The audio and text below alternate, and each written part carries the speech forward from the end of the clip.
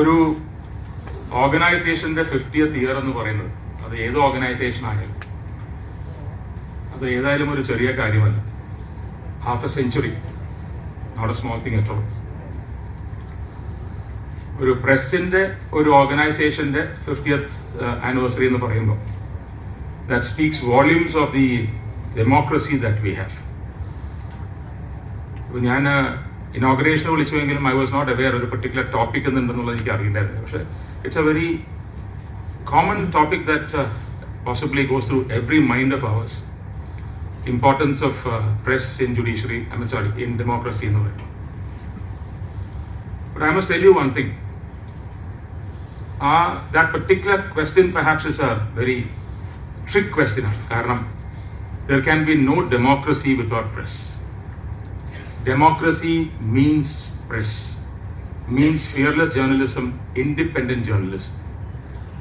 If you take away independent journalism from the various components of a democracy, it ceases to be a democracy. That democracy allandavuva. അതുകൊണ്ട് what is the importance of press in democracy എന്ന് ചോദിച്ചാൽ, press ആണ് democracy, democracy തന്നെയാണ് press എന്നുള്ളൊരു വളരെ എളുപ്പമായ ഒരു answer നമുക്ക് perhaps we will be able to provide it. Some of the concepts that we talk about democracy, some of the concepts that we talk about independence and all that, perhaps നമ്മളൊക്കെ പഠിച്ചത് we were trained in a language that is possibly alien, but then that is the language at which we were all taught. നമ്മുടെ constitution നോക്കുകയാണെങ്കിൽ തന്നെ it has been generally spoken about, at least in courts we speak in not in Malayalam. So I may have to switch up and down on the languages perhaps as a go along. അതിന് I seek an apology and then I proceed. Something that always catches our mind, what really is democracy? What is this concept of democracy that we always speak about? We take democracy for granted. We think India is a democracy and we take it for granted.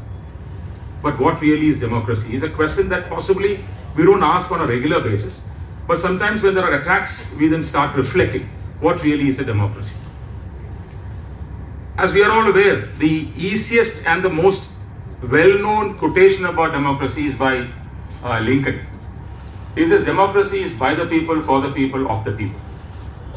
It's the most simplistic but the most poignant manner in which you can define democracy. Democracy is the people. It is nothing but the people. There is nothing bigger than the people. If you look at our constitution, you start with the preamble. It's a constitution is a large document. But look at the preamble to the constitution, which concisely speaks about the entire constitution in a few words or in a few paragraphs. It says, we the people, having resolved to make India into a sovereign, socialist, secular, democratic republic, and to assure to all its citizens justice of social, economic and political, and the next one is most important, liberty of speech, expression, faith, belief and worship. And of course, the other rights are also then delineated. But if you look at the constitution as a whole, the constitution is the paramount law that India has. We are all aware of this. I'm just telling you what you all know. And I'm trying to make it as interesting as possible without making it a pedagogy exercise in the morning today. As the president was saying, on a Sunday morning, I don't want to make you so tired. And in fact, I'm surprised. I'm asked to speak 45 minutes. I won't bother you. Don't really. I'll cut it much shorter. But then there are some small things that I think we have all forgotten as we go along. It's possibly because we take things for granted. Because we have our own lives, we take our lives through, and then we forget the basic principles that we are known for. So democracy is nothing but the people, the sovereign. In a democracy, there is no other sovereign than the people. It's called the popular sovereign. Earlier, we used to have a sovereign which we would call the kings and all that, and the king would then issue the dictates and the directives and the edicts and all that. But that kalam marikad. It is now we are completely in a place where each of us are the sovereign. This is something which the citizens forget, and something which the citizens unfortunately tend not to be aware at all. Imagine every one of us, not only the people sitting here, I know this is a very august gathering, But even the person on the street who sleeps on the street in the night, he is the sovereign. He is the sovereign who controls each other in the democracy. If you understand that basic principle, everything that we say in court, all the good things that you said about me, become absolutely normal and very, very unremarkable. You will understand that judges don't do anything very remarkable except we follow the constitution. For that, we must know what a constitution is also.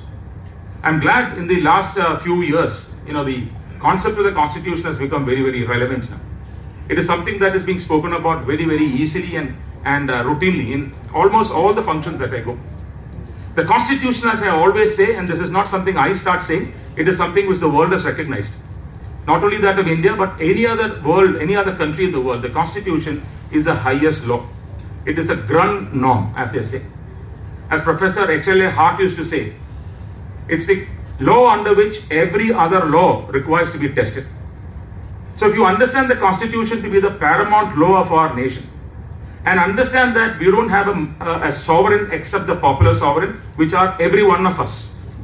Please understand that the constitution then makes it very, very clear that the power vests in us, we the people of India.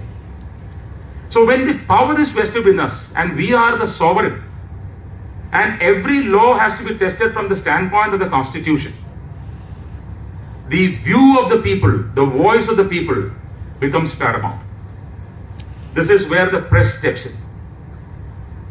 How can a citizen make their noise, make their voice felt? We are a nation of a large number of people. We are perhaps the most populous nation in the world already. We have perhaps now overtaken China, perhaps not officially, but unofficially we know that we have done that. It is not possible for each of us to have our voice heard. It is only a very few, perhaps marginally few people who can have their voices heard directly. It is our voice which should be the reflection of the press. It's a concept of dialogue between the people and the persons whom you have entrusted to rule, which is the cornerstone of a vibrant press. It's a concept of dialogue. It is a concept of communication. It is a voice of the people that the press should carry, and that is what our press, I am proud to say this, our press has been the foremost in doing that. I know that there are criticisms, there are reports about the various facets. I don't want to go into the details and create any controversy today. But the fact remains that whatever be the index that our press may gather in the international watchdog statistics, the fact remains that our press has been one of the most vibrant, in spite of all the inhibitions they have continuously been forced to face. And we have done a remarkable job, particularly in Kerala. We have done a very, very remarkable job. So when you reflect the people's voice, you become the carrier of the conscience of the nation. And this is what the press has been doing also. When you have an interaction, when you have a dialogue, you initiate a dialogue.